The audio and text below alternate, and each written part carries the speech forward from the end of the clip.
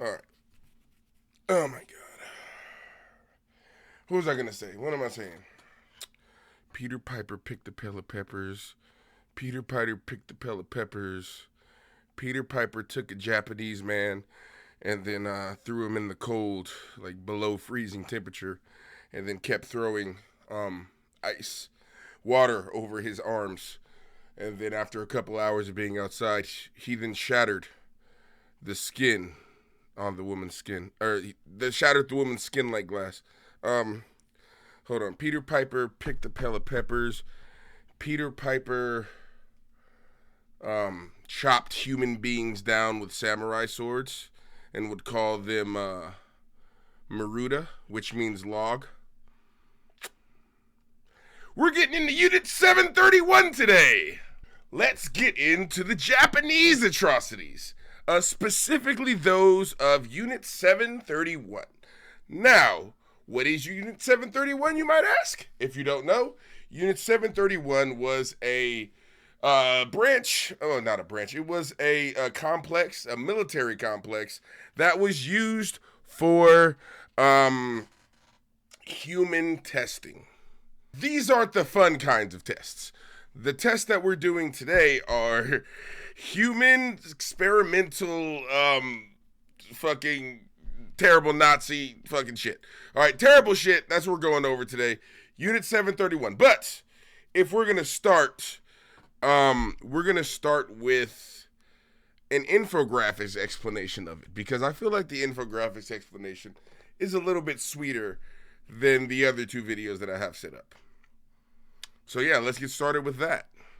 Today we're going to talk about the darker aspects of war. Yes, war is dark enough in itself, but as you'll know from some of our other shows, many despicable things happen in a war behind what we might call closed doors. We only need to look at the Nazi doctor, Josef Mengele, who conducted experiments on people that make your stomach. Mengele, man, he used to do experiments where he would inject people's eyes with food coloring to try to change the colors. He used to also do experimentations with twins, right? So anytime there were twins in any of the camps, he would get a special call. You know, there are some twins here. He will be specifically looking for twins. If twins were murdered, if any Jewish twins were like sent to the fucking gas chambers, he would be fucking enraged.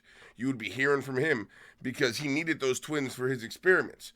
What he was really trying to do, I think, was like basically be able to edit genes, sort of, to make like perfect German people. And what he thought is that identical people were like basically replicas of each other. So like one of them was like the perfect what is it? Like the perfect like test stuff. You test stuff on the other one, and then you test stuff on the other one after you alter her. What's the term? Damn it, I can't think of the term. Because he would always have one, and he wouldn't do any like tortures or anything to them, because they were the fucking safe group, or yeah, I'm not a scientist. I don't know scientific terms, but I remember there's a term for like a test subject that's untouched, and that's what one would be. Or they would do fucked up shit to the other one. Also, they would do fucked up shit to one twin to see if the other twin would feel it. Which is, yeah, okay. Stomach churn. We might also look at the Nazi death marches, the massacres, the genocides, the torture of prisoners, and prisoners literally being worked to death. These things all happened during the Second World War, as did biological warfare and the testing of deadly agents on those captured by certain militaries. But today we'll focus on just one matter of total depravity during that war, in this episode of the Infographics Show, the horror of Unit 731. Oh yeah. Unit 731 was the brainchild of the Imperial Japanese Army during World War II. It was a biological and chemical warfare research unit that conducted experiments on prisoners with the aim of developing deadly weapons. It's written that at its base in China, remember the Japanese were at war with China, around 3,000 men, women, and children were tested on. Most of these, we are told, were Chinese, but some of them were from the Allied nations, the Soviet Union, Korea, and Mongolia. The unit lasted until the end of the war in 1945, and it's written Not it had completely ample funding better, from the but better. Japanese government. Okay, so this unit was developing dastardly weapons, and it needed to test those weapons on people first. Sure, But I'll other take a tests bar were to it. also done, related to trying to understand what the human body could endure. That way the Japanese military might better Already owe you understand one, what bruh. its own soldiers could go through. The cold. One of the many things soldiers had to put up with during This is the part I was talking about with the skin in the beginning. the war was cold, and cold did kill a lot of people. At Unit 731, they wanted to understand just how cold someone could get and still survive. The website unit731.org tells us some human test subjects were taken outside during the harsh winter until their limbs froze off for the doctors to experiment how best to treat frostbite. The New York Times, which had testimonies from people who had seen the horrors of this unit, wrote that these people would be taken outside and guards would throw water on them until they saw the victim had frostbite. Sometimes, wrote the newspaper, the guards would hit the arm of the prisoner with a stick, and if he heard something like a wood against wood sound, he knew the arm was totally frozen. What happened next is the doctors would use various methods to try and unfreeze the arm or other body part. Sometimes the prisoner would be left alone to unfreeze, sometimes warm water would be thrown on him or her, and sometimes much warmer water. The Japanese doctors, according to the Times, concluded that the water over 100 degrees Fahrenheit, but never more than 122 degrees Fahrenheit, worked the best. Vivisection. The Japanese military also wanted to know how best to treat diseases and injuries, but we're told that to do this they would often use live prisoners to operate on. It said that some of these prisoners would be deliberately given a disease, and then the doctors would open up the body of the patient without any kind of anesthesia. They wanted to look at the effects of the disease before the body began decomposing, and that's why they kept the subjects alive. These people were called marutas or logs. Marutas. The New York Times, with testimony from a former surgeon, said they just wanted to know what had happened inside. That man told the Times, "I cut him open from chest to the stomach, and he screamed terribly, and his face was all twisted in agony. He made this unimaginable sound. He was How do you fucking talk to the New York Times like, yes, I did slit him from Adam's apple to bush hair. He was screaming and tied down the entire time. I then opened his chest cavity, in which his face contorted as such I have never seen." You should be writing this down. Are you writing this down? Like, how are you having this conversation with the fucking, like, bruh, if I was the cameraman there, I would just start beating homie in the head with the camera.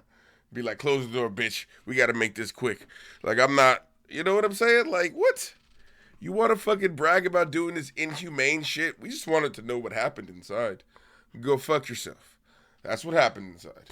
screaming so horribly, but then he finally stopped. This was all in a day's work for the surgeons, but it really left an impression on me because it was my first time testing pathogens. One of the major experiments at Unit 731 was to test how certain pathogens, including cholera or anthrax, would affect a number of people if they were exposed to the pathogen. Isn't it great to know that there's justice in this world? That the man known as the Angel of Death would be able to live until the day he died after the war. I'm sure it wasn't, what he deserved, right? Which was, just like thrown into a room full of Chinese convicts after they just saw the Unit 731 movie. Be like, all right, make it out. See what happens. He's like, oh, shit.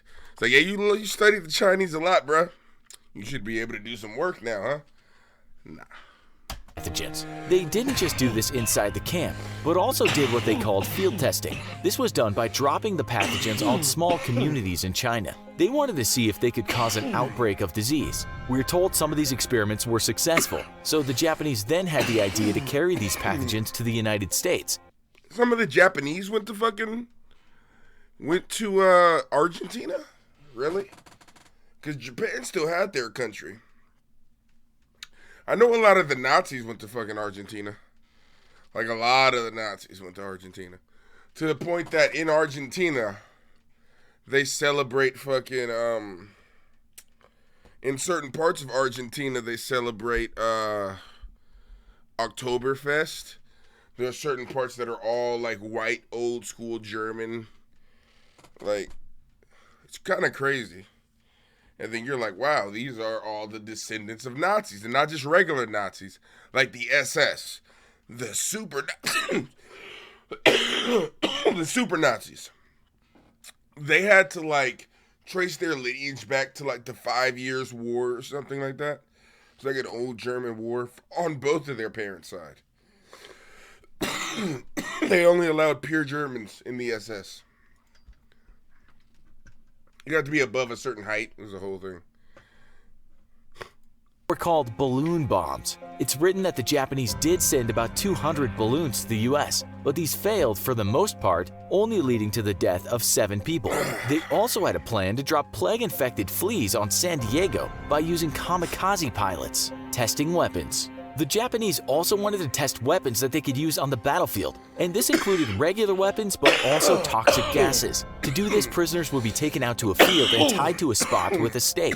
The soldiers would then start testing, which sometimes just meant shooting guns at the target, and other times throwing grenades at certain distances to see how effective they were. The bodies of the victims would then be analyzed, so the Japanese knew exactly what damage their weapons could do. We're told that in one experiment, gas was fired at the tied-up prisoners, but the wind changed direction, and it sent the Japanese soldiers running. It's also said that the soldiers would occasionally test out their flamethrowers on the prisoners. The pressure chamber and spinning. While Japanese people who had worked in the camp later recalled how many parts of prisoners could be seen in jars all over the camp, it's not always known how these people died. Perhaps one of the worst deaths was the pressure chamber. We're told that prisoners would be placed inside a pressure chamber, sometimes alongside another prisoner, and the pressure would be turned up until basically the prisoner's eyes popped and they eventually died. If that wasn't horrific enough, other prisoners would literally be spun to death so that the military could test centrifugal forces. Operations. The Japanese also wanted to have better surgeons, and those surgeons needed subjects to work on.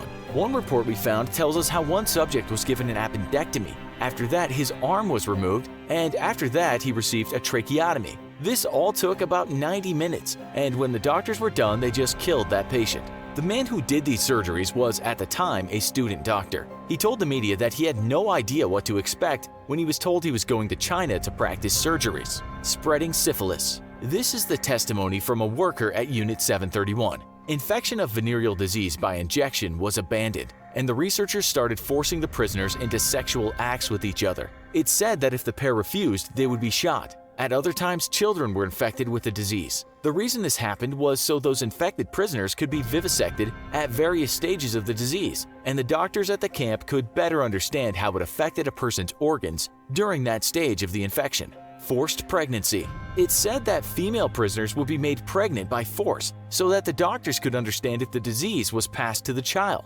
They also wanted to know what damage a disease may have caused the woman's reproductive organs during pregnancy. It's said the guards would just take women and do this, even to those already injured from other experiments. While many children were thought to have been born in the camp, it's said that none survived. One former soldier said this sometime later. Of course, there were experiments on children, but probably their fathers were spies. For a long time, this unit was not talked about, but The Guardian reported in 2018 that Japan released lots of information from its national archives relating to Unit 731. Prior to this, much of what we knew was only based on testimonies. No one has denied what we've talked about today did not happen. But there are more reports that tell us smaller experiments also happened. These included people being exposed to dangerous levels of radiation, being injected with the blood from animals, being injected with seawater, and also being burned alive. It's said during the war the Americans knew about the camp, and after they granted immunity to the physicians of Unit 731 if they shared all their findings with the US military,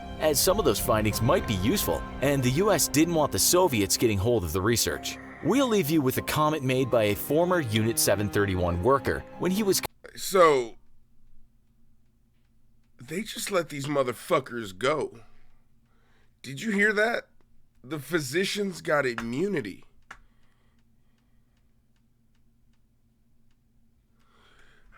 God damn, dude. We were making some fucking deals with the devil during World War II. Operation Paperclip. Fucking trading justice for information. Contacted some years later. I don't want to think about Unit 731. 50 years have passed since the war. Please let me remain silent. Do you think anything like this could happen again? How do you think people Yes. could do this to other human beings? Tell us in Easily, bruh. All right, that was infographics. I really liked infographics. They were very nice with it. Let's go with these guys, though. Joseph Mengele, Harold Shipman, Walter Freeman are some of the names of murderous doctors that you have likely heard of. But I can imagine that most people have never heard the name Shiro Ishii, a Surgeon General of the Imperial Japanese Army. He served as the director of the infamous Unit 731, a biological weapons research facility located in Manchuria, China. In 1936, under the orders of Emperor Hirohito, Unit 731 was formed under the rather pleasant-sounding name, the Epidemic Prevention and Water Purification Department of the Kwantung Army. Whilst many other units were formed with similar goals, we shall today focus only on Unit 731. The unit was formed in response to the Western powers developing their own chemical and biological weapons. Being aware of the success of chlorine gas used in World War I, Shiro Ishii lobbied his superiors for his own research center. Infographics Shiro is Ishii amazing. was a I love specialist infographics. microbiologist, and he served the Imperial Japanese Army from 1921 up until 1945. There is no doubt that he was a gifted individual who developed an incredibly effective water purification system. However, his true interest and drive was the creation of biological and bacteriological weapons for the Imperial Japanese Army. From 1931, the Imperial Japanese Army occupied large swathes of China as part of their expansion. Treatment for those under Japanese control is a story for another day. Hey! But suffice to say, I don't think you need anything in here, Alcius. Was the We're perfect getting place rough. for human testing to You ever hear of Unit 731? We're about to. be carried out. The reason why research carried out by Unit 731 remains in infamy is due to the test subjects. The main victims were Chinese and Russian prisoners, although there are reports of the occasional prisoner of war from Korea, Britain, United States, and Mongolia. A wide array of victims were gathered up. There were men, women and children, and even pregnant women too, the old and the infirm, all to produce accurate and varied results of various diseases. Anthrax, bubonic plague, smallpox, and many others were cultivated. It was vital that the use of anesthetics and painkillers was kept to an absolute minimum. This was to ensure a proper record to the limits of human suffering and the effects of the horrendous injuries that were inflicted.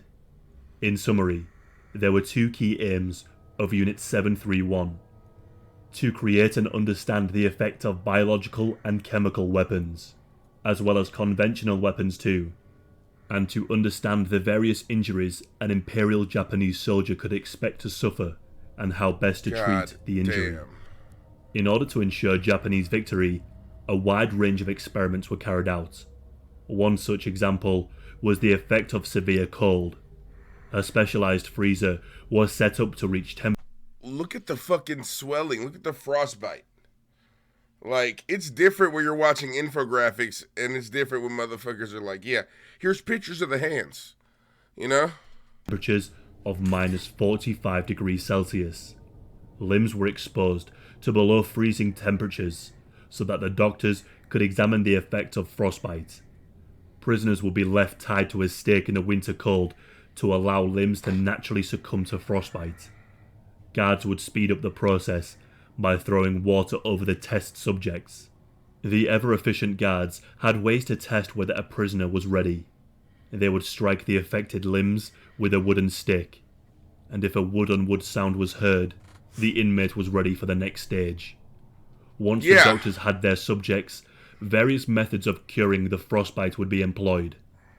Boiling water would be applied to the frozen limbs, and some prisoners would be left to thaw out naturally.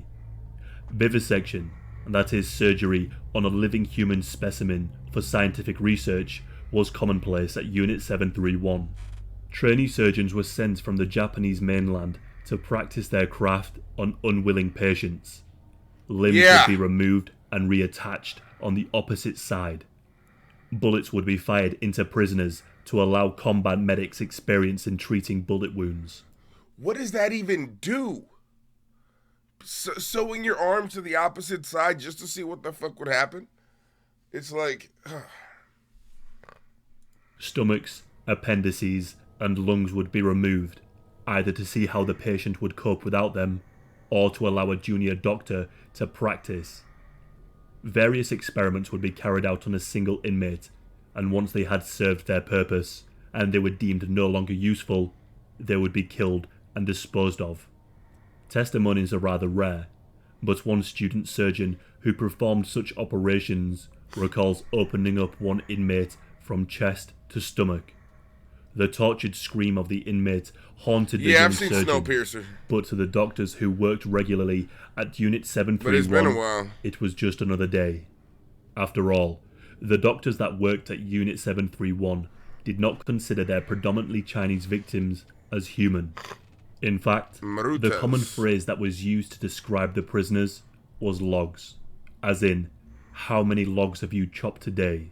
How many logs have you burnt to ash today?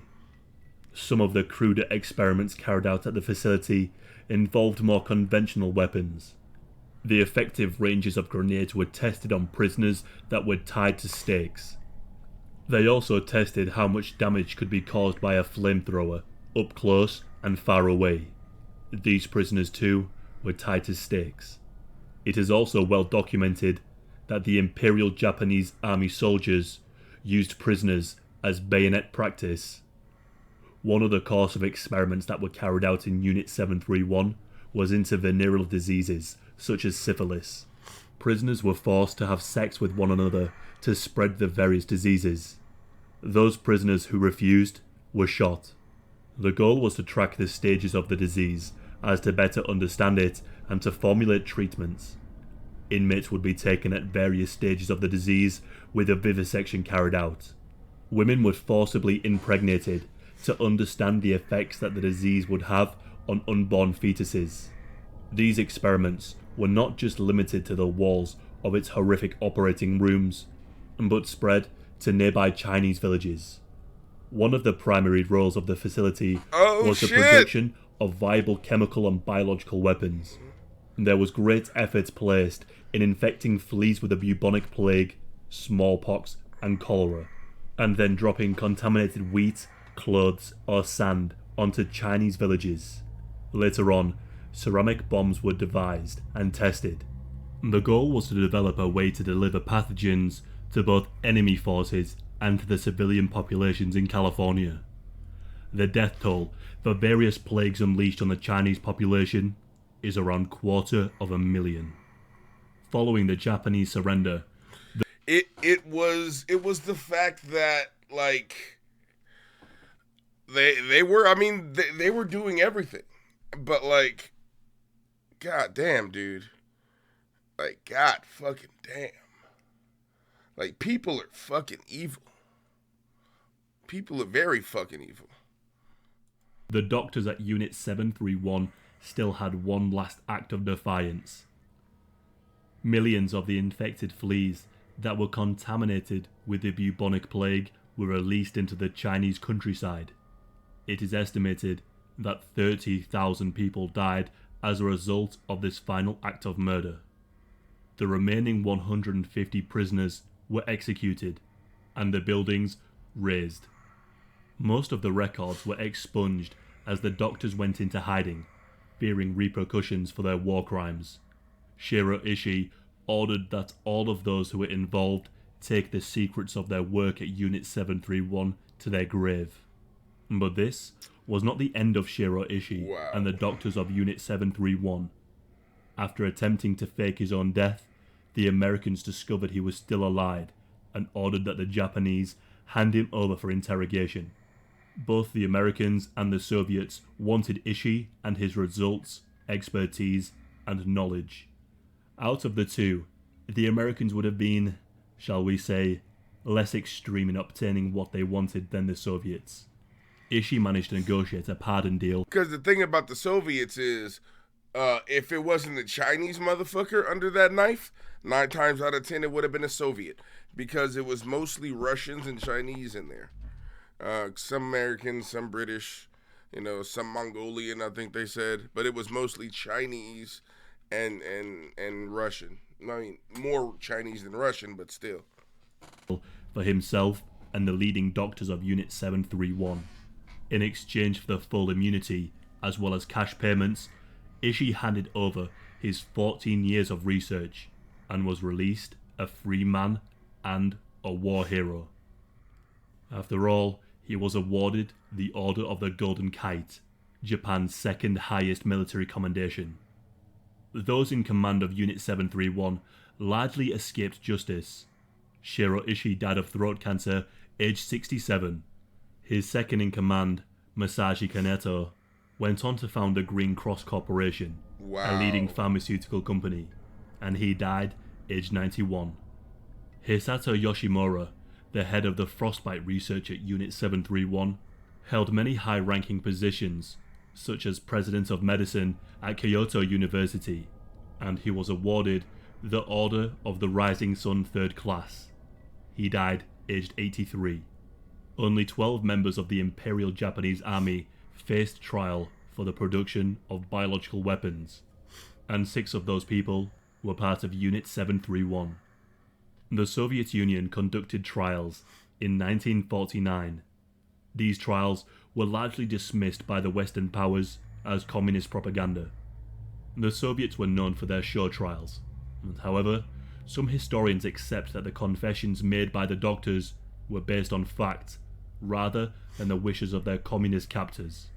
These trials were a particular embarrassment for the Japanese emperor, who was directly tied to the orders to create the biological weapons program. We will probably never know the full extent of the depravity of Unit 731, with so many records destroyed and no survivors of the horrors. All we have are the testimonials from the few guards that came forward, and the visitors that witnessed the untold horror of their fellow man, woman and child. Shiro Ishii's research was no doubt useful, and the question is whether he and his cabal of unscrupulous doctors ought to have evaded justice in exchange for his research.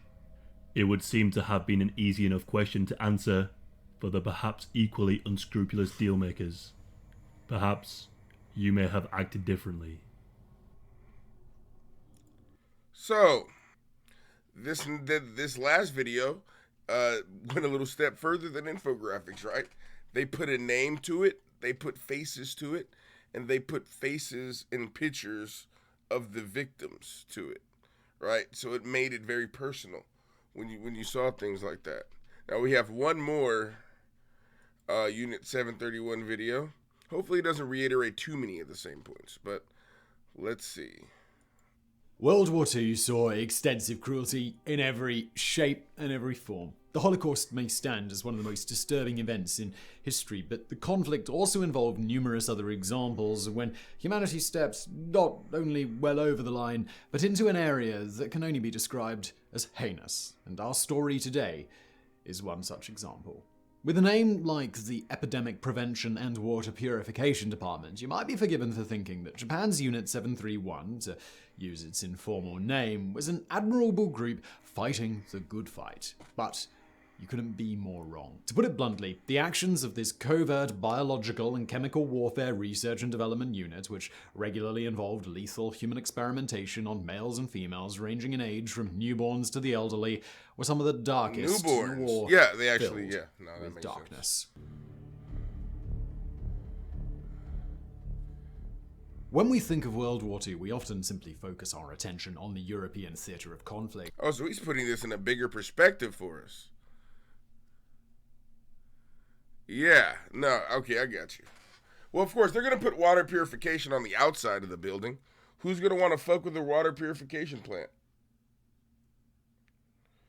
Honestly, you'd have to be a monster to want to do that.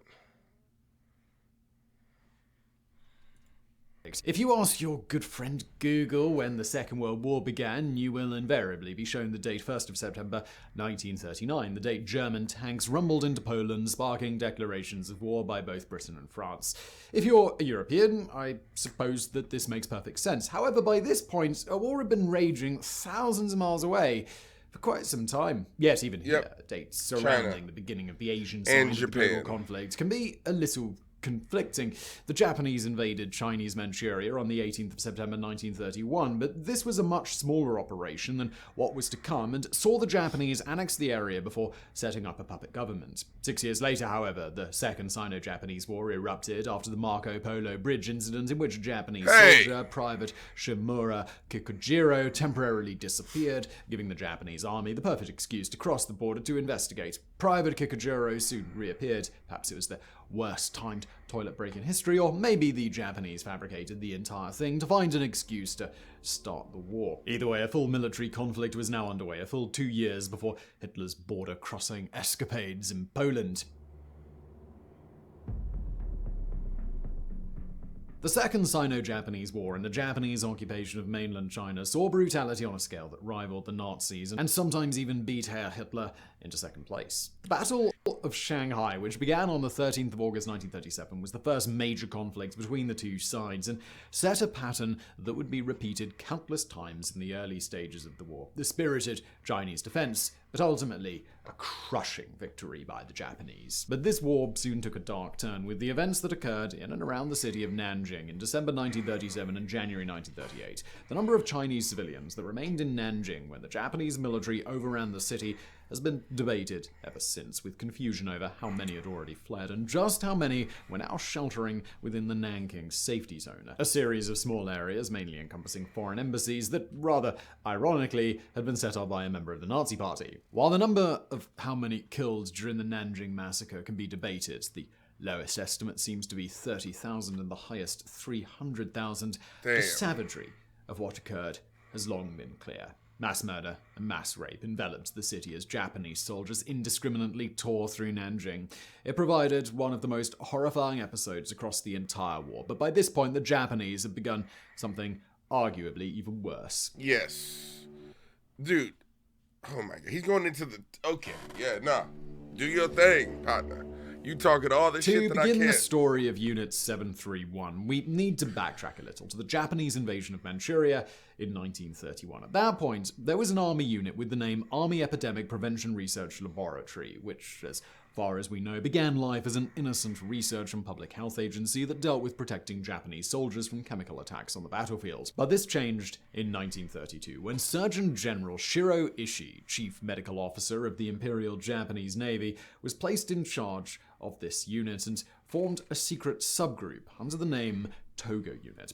By the way, part of the reason why the truth is just spouting from his mouth is because of the strength of the beard, the deepness of it. You see? It spoke to mine. It was like he is speaking the truth. I'm like, I hear it. I hear it, brother. See what I'm saying? The beards speak to each other. Never forget that. Perhaps after General Hideki Togo, the Japanese politician and general of the Imperial Japanese Army, who had received the bulk of the blame for starting the war with the United States. The Togo unit was tasked with investigating and developing biological and chemical warfare from the Zongma Fortress, a prison/experimentation camp in Beini, a village 100 kilometers, that's 62 miles south of Harbin on the South Manchurian Railway. This was a tiny village of around 300 homes, which the Japanese burnt to the ground before expelling the local population, leaving only a large building that subsequently became the headquarters of the Togo unit. Around the building, the Japanese constructed a prison camp that included a 3-meter-high earthen wall topped with electrified barbed wire and a moat with a drawbridge. Inside, numerous buildings were erected, including housing units, barracks, and dining halls, but also laboratories, warehouses, and prison cells. This was all built with slave labor, mainly common criminals, captured bandits, anti-Japanese partisans, and political prisoners, all of whom were forced to wear blinders, like what you see on working horses, so they couldn't get a full idea of what was being constructed. Those involved in the construction of the most secretive buildings were executed as soon as work was completed. It had a capacity of 1,000, but it's thought that the prisoner population, who were referred to as logs because of the cover story that the site was a wood mill, usually hovered around 500 or 600. So that's where logs really comes from. It comes from the fact that it was a wood mill. Wow. Here is where the horror begins. Once completed, the Japanese began rounding up prisoners, often criminals from the nearby area, mainly Chinese, but also a large number of Russian expatriates living in China. They were brought to the Zongma fortress and initially treated well with good food, including rice or wheat, meat and fish, and even a splash of alcohol to warm the body. But this was simply a disturbing attempt to bring the body into its natural, healthy state before the experiments could begin. Now, I know that if you've come to a channel called Into the Shadows, you're probably expecting some pretty heavy material, but what occurred at the Zongma Fortress and its later incarnations was revulsion on an entirely different level. It was here that Japanese doctors and scientists conducted experiments. God, the way I feel like his British words allow me to accept the information much more much more easily than if it was like an American, like, yeah. So they took them Chinese people, and I'm like, okay, look, bring back the British guy. Come on. Speak to me, British man. Whisper those nasty nothings. And don't really whisper, though. Just kind of talk normally. Thank you. On the prison population that looked at everything from the effects of the plague, cholera, starvation, water deprivation, frostbite, new weapons, and much more. This was a sadistic house of horror, but the Zongma Fortress was just the start. And we'll be going into some of those experiments a little later in the video. There we go.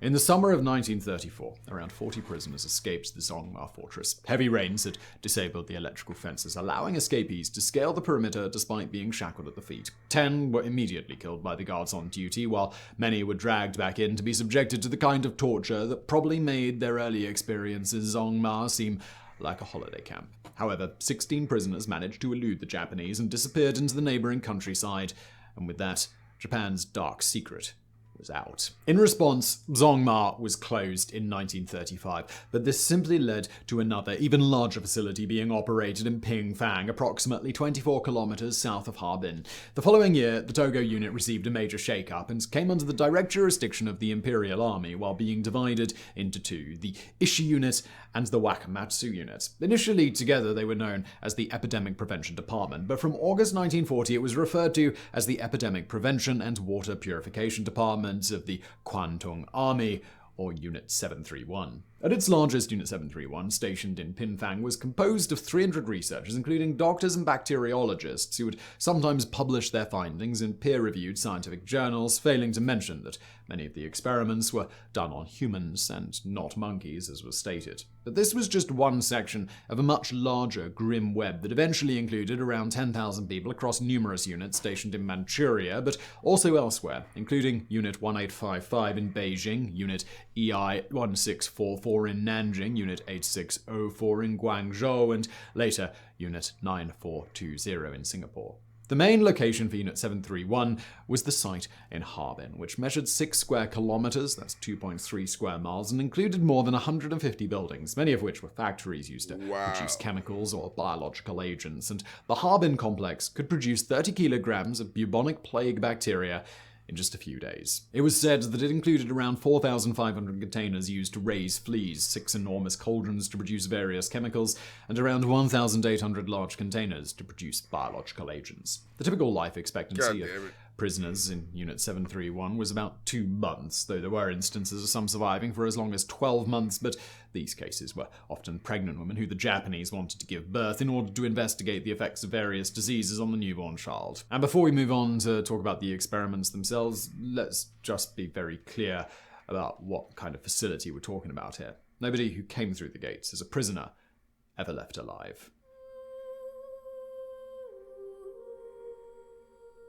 The darkest actions carried out under the guise of Unit 731 came under the code name Maruta, meaning logs, and varied wildly. It's difficult to know where to start in this pit of absolute hell, so let's just get straight into it. Many of the early experiments focused on how the body reacts to certain diseases, and many prisoners were infected with syphilis, gonorrhea, and other venereal diseases. And that was just the start. While the Japanese were certainly interested in the visible external effects, it was often what was happening inside the body that they were really interested in. Vivisections, where the body is dissected for experimental purposes, was a common practice in Unit 731 on living humans, always without anesthetic, and with a rag stuffed into the mouth of the poor soul going under the knife to muffle the screams. This was done so researchers could examine the effect of certain diseases on different bodily organs, but there has certainly been plenty of suggestion that at least some of the horror seen in Unit 731 was done so purely for sadistic pleasure. And it gets even weirder from here. Sometimes limbs would be amputated and reattached at different places on the body, or internal organs removed and then added back in, but in different locations. Other prisoners were subjected to chemical weapons testing, including mustard gas, leucite, cyanic acid gas, white phosphorus, adamsite, and phosgene gas. Sometimes this was done in secure chambers, while there were widespread reports of large-scale experiments on the effects of mustard gas where prisoners were tied to posts outside. This was also done with plague, cholera, typhoid, and anthrax before it was taken to the next stage of testing, which was usually done on a live Chinese population, either through poisoned wells, aircraft drops, or fleas and other animals that had been infected with the disease. While the Japanese were eager to test the next generation of weapons that could kill thousands in one fell swoop, they didn't neglect the tried and tested. Prisoners were used to test new grenades, flamethrowers, and even bombs, which saw prisoners tied to posts at increasing distances from the explosion so that the damage radius could be measured. With new guns and bullets, wound patterns and penetration depths were carefully recorded, and the same was done with bayonets, knives, and swords. Experimentation regarding hypothermia was also a keen subject of interest in Unit 731 and typically involved limbs of prisoners being submerged in icy water until they were effectively frozen solid. Then researchers, or sadistic lunatics, depending on how you want to call them, experimented to find the best way of heating the limb to return it to its normal state, sometimes using fire or boiling water, and sometimes simply leaving the poor wretch overnight to see what would happen. And yet, I feel like I've said this already, that wasn't the worst of it. The Japanese also did extensive experimentation to find out how quickly the human body would suffer from hypothermia and then die of exposure. They introduced different variables, such as when the prisoner had last eaten and what they had and what they were wearing and how much salt and protein they had in their body before the experiment. To perhaps sum up the horrifying actions of Unit 731 in one dreadful example, they found that a newborn baby will die in roughly 3 days if left unattended outside. And I know that seems like a lot, but that's just scratching the surface. Other experiments include giving prisoners the wrong blood transfusion or the blood of animals, injections of seawater, the human body's tolerance for G-force using a rotating chamber, prolonged X-ray exposure, rape and forced pregnancy, and probably a whole lot more that we'll never completely know about. There were even horrific stories of bodies and body parts being pickled in formaldehyde, with the only labels visible being the nationality of whoever was inside.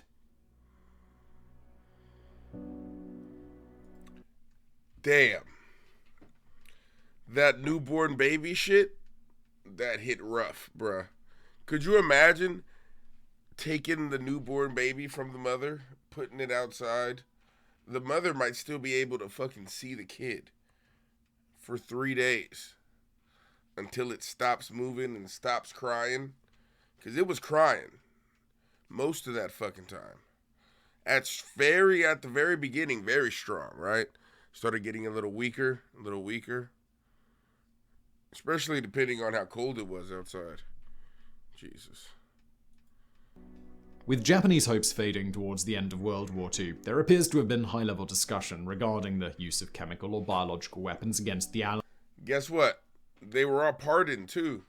Remember that. By the U.S. government. Good job. And even on the US mainland. This would be done using information and methods taken from the research done by Unit 731. It's impossible to say how close this actually came, though an attack codenamed Operation Cherry Blossom at night, which called for biological attack on Southern California, was certainly at some degree of planning when Japan surrendered in September 1945. As the war ended and Japan surveyed its destroyed country, Unit 731 was disbanded and its facilities in Manchuria and on the Japanese mainland were destroyed, along with much of the information regarding what had happened there. Prisoners remaining in the camps after Japan's surrender were quickly executed and their bodies disposed of. But this was not something you could keep under wraps. When the Americans arrived in Japan, rumors of chemical and biological testing swirled, but little to no information was openly given to the Americans for obvious reasons. It was only when the threat of Soviet involvement, and no doubt vicious vengeance, came into play that Japan's dark secrets surrounding Unit 731 were shared with the United States. A dossier detailing what occurred soon found its way to the desk of General Douglas MacArthur, the man tasked with rebuilding Japan, and some big decisions needed to be made over possible prosecutions. If there were ever war crimes committed, it was under the dark scope of Unit 731. However, the end of World War II saw an almost immediate pivot away from past enemies and towards new ones. For the Americans, the Japanese were no longer the enemy, and they would do whatever they could to make life hard for those devious Soviets. General MacArthur authorized blanket immunity for those who worked in Unit 731 in exchange for sole ownership of the information and findings which the United States deemed hugely valuable. In the Tokyo trials, which saw 28 Japanese military and political leaders tried for a variety of crimes, there was only a single solitary mention of chemical poisoning in occupied China, and absolutely nothing about probably the worst macabre experimentation unit across the entire war. The Soviets weren't at all satisfied with this and instigated their own trials known as the Khabarovsk War Crimes Trial, which began in December 1949. A total of 12 men were convicted of war crimes and sentenced to between 2 and 25 years in Siberian labor camps. Now, you might be thinking, well, at least they got what they deserved, but, well, not really. Considering what happens in Unit 731, these sentences were extraordinarily lenient. And would you know, most of those convicted soon found their way back to Japan, reportedly after handing over some of the secrets from Unit 731 to the Soviets. The United States refused to acknowledge the Khabarovsk trials, labeling them as Soviet propaganda, but it's crystal clear that both the US and the Soviet Union let those responsible for the horror in Unit 731 off the hook for their own gain. Yes, what followed was decades did. of near silence in Japan, with successive governments denying all knowledge of the activities of Unit 731. But by the turn of the millennium, with more and more people speaking out about it, including those who had worked there, it was only a matter of time. In August 2008, the Tokyo District Court ruled for the first time that Japan had engaged in biological warfare and directly named the work done by Unit 731. In 2018, after a request by Professor Katsuo Nishiyama of the Shiga University of Medical Science, the National Archives of Japan released the names of 3,607 members of Unit 731, all of whom had lived freely since the end of the war, and many of whom had since died. Apart from the 12 men who faced the ethically shaky Soviet trial in 1949, absolutely nobody was ever held accountable for their actions at the unit. In fact, many of them went on to quite illustrious careers in post-war Japan. Damn. In 2002, at an international Could you imagine, like, committing those kind of crimes on people and just, like, going back to a regular life? Right? Like, going back and fucking... I couldn't. Like, I couldn't let them just go. You know what I mean? Like, fuck that. Like, justice needs to be served one way or another. At least that's how I would feel if I was one of the fucking... Like, imagine, like, you're looking for one of your brothers or your fucking wife, and you find out she ends up in Unit 731 as, like, a fucking, like given birth, raped by a soldier to give birth, to throw the baby outside to let die, and then she's shot and killed. And it's like, oh, yeah, nah, this was a logging facility. There were no people here. What are you talking about? There were loggers here. And it's like, I've tracked her down to this building. Like, what is this place? It's like, it's just a log facility. You know what I mean? Like, that's fucking scary. Think about that shit nowadays. Imagine if we were in some kind of war. We were occupied. And the fucking, like, It's a really fucked up thought, you know, because it's like you have no protection for your family. There's nothing you can fucking do because you have a murder factory on your in your fucking city. You know what I mean? The city that was taken from you by another fucking government. A government that doesn't think that you're a person, right? Anyway. Symposium on the crimes of bacteriological warfare in China, the number of people deemed to have been killed through Japanese chemical and biological warfare programs was estimated at 580,000, and that includes those killed through attacks outside the walls of Unit 731, as well as those inside. It's impossible to know the true number of those killed by Unit 731, but it's thought that at least 3,000 men, women, and children were experimented on and killed in the Pingfang site alone. This is not a place where anybody left alive. Everybody who walked through the gates died one way or the other. The vast majority of these were Chinese, but large numbers of Russians and Koreans also perished in the facilities, along with lesser numbers of Mongols, Americans, British, and French. I said right at the start of today's video that World War II delivered some sickening events and despicable cruelty, but the actions of Unit 731 were on a different level. This wasn't just blind torture, and most of the experiments came with very particular purposes that in some ways actually managed to further scientific understanding, both for peaceful and military means, which is why both the US and the Soviet Union were so eager to gain access to the information. This may have been done under the shadowy guise of scientific experimentation, but it was some of the most sadistic, cruel science that you're ever likely to see. Goddamn. Thank you, good sir. Thank you.